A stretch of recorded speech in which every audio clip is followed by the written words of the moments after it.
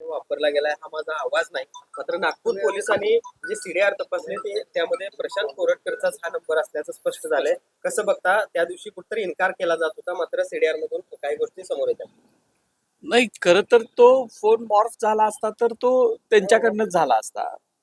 आणि मॉर्फिंग करणं एवढं सोपं नाही असं आता मला काही लोकांनी माहिती दिली त्यापासून कळतंय. आणि स्वतः नाव त्या व्यक्तीने सांगितलेलं होतं म्हणून मी माझ्या पोस्टमध्ये त्या व्यक्तीचं नाव दिलेलं होतं समोर. आता पोलिसांचं काम होतं की त्याच्यावर तपास करणं, आणि जर त्यांनी पोलीस दलानं तपास करून ती गोष्ट समोर आणली असेल की त्या फोनवरनच मला फोन झालाय, तर एक संभ्रम जो निर्माण केलेला होता की माझा आवाज नाही किंवा माझा फोन नाही, तर तो आता पोलिसांच्यावर विश्वास ठेवला लोकांनी, आणि माझं तर आहेच पहिल्यापासून की तो आता दूर झालेला आहे. त्याच व्यक्तीनं फोन केलेला होता हे त्या पोलिसांच्या रिपोर्टवरून सिद्ध होतं. प्रशांत कोरटकरची पत्नी पल्लवी कोरटकर नागपूर पोलीस स्टेशन मध्ये गेली. तिनं असं म्हटलेलं आहे की आम्हाला या सगळ्या प्रकरणानंतर कुटुंबियांना देखील धमकीचे फोन येत आहेत, आणि जर आम्हाला काय झालं तर त्याला इंद्रजित सावंत जबाबदार असतात. मी कसा जबाबदार असणार? मी कधीच कुणाला धमकी देत नाही. मी माझ्या पोस्टमध्ये सुद्धा मी त्यांना फोन करा, त्यांचा नंबर दिलाय किंवा असं काहीच केलेलं नव्हतं. मी फक्त जी प्रवृत्ती शिवाजी महाराजांच्या बद्दल, संभाजी महाराजांच्या बद्दल काय विचार करते, एवढंच लोकांना लोकांनी करावा म्हणून दिलेलं होतं. बाकीचे कोण लोक काय करत असतील तर त्याचा आणि माझा कसलाही काहीही संबंध नाही.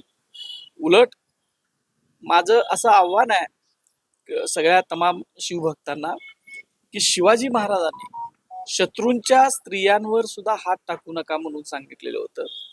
आपला जे काही शिवाजी महाराजांचा अपमान केलेला आहे तो त्या कोरटकरनं केलेला आहे. त्यांच्या कुटुंबियांचा त्याच्यामध्ये काही संबंध कधी नसतो.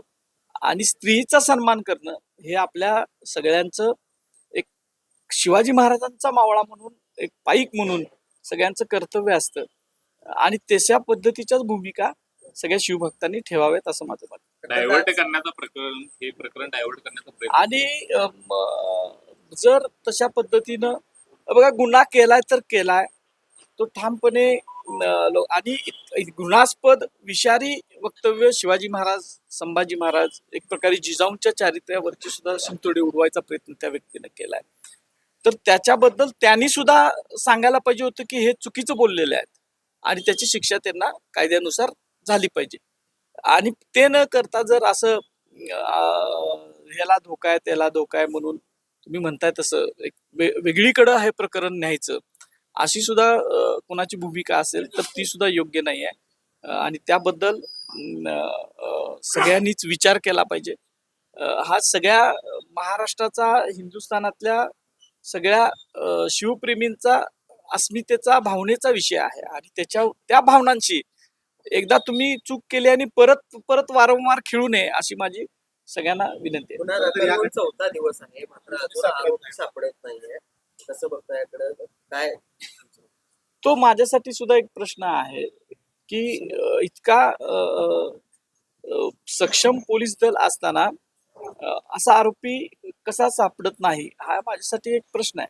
काल देखील तुम्ही पोलीस स्टेशनला गेलेला होता. काय पोलिसांकडून तुम्हाला किती वेळ जात आहे किंवा कशा फॉरेन्सिक तपासणी झाली, काय काय त्यामध्ये? काल संध्याकाळी 5 वाजल्यापासून ते रात्री 12 वाजेपर्यंत ती सगळी प्रक्रिया चाललेली होती. खूप वेळ घेणारी ती प्रक्रिया होती. माझा मोबाईल मधले जे जे आवश्यक भाग त्यांना, पोलिसांना वाटले, ते फॉरेन्सिकची टीम आलेली होती, त्या टीमला वाटले, ते त्यांनी ते घेतलेले आहेत. त्याचा पंचनामा करून ते पुरावा म्हणून त्यांनी नोंद करून ठेवलेला आहे. तपास किंवा कोरटकरला अटक करण्यासंदर्भात पोलिसांकडून तुम्हाला काय आदेश दिले जात आहेत किंवा कधीपर्यंत ताब्यात घेईल किंवा काय सांगितलं ते कुठपर्यंत? नाही, मला याच्याबद्दल कसलेही अपडेट कुणाकडूनही मिळत नाहीत. मीडियातनं जेवढे अपडेट मिळतात तेवढेच मला मिळतात. एक प्रश्न असा आहे की सुरक्षा देखील लागतात, पण ही सुरक्षा नाकारण्याचं कारण काय? तुमच्या जीवाला धोका जबाबदार प्रश्न आहे, तो काय सांग? नाही, मी पहिल्या दिवसापासून सांगतोय की मला माझ्या जीवापेक्षा, माझ्या ह्याच्यापेक्षा शिवाजी महाराजांचा जो अपमान झालेला आहे, ज्या अस्मितेला नख लावायचा प्रयत्न केलाय, ती गोष्ट महत्वाची आहे. आणि त्यामुळं माझ्या सुरक्षतेची काळजी मी स्वतः घेतोय, माझा परिवार सगळी घेतात, मित्रमंडळी घेतात. त्यामुळं मला त्याची चिंता नाही आहे. फक्त पोलिसांनी मला विचारलेलं होतं सुरक्षा पाहिजेल आहे का?